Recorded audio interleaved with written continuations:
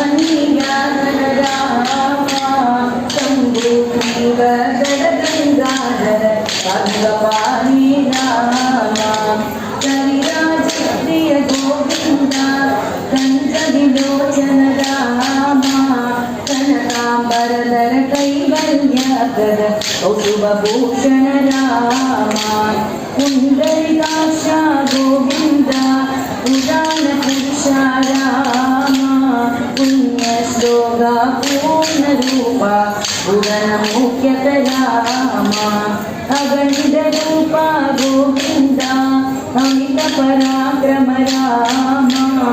अवलीचिह्न अन्तर्यामी अमर जनप्रिय रामा साधुपोषक गोविन्द सज्जन सुलभ रामा सचिदानन्द सामगण प्रिय सतिजनेत्र रामा नन्दनन्दन गोविन्द नवनीत प्रिय रामा नागशयन नलिनविलोचन नारदवन्द्य रामा मङ्गलधीधर गोविन्द मध्यगरेश रामा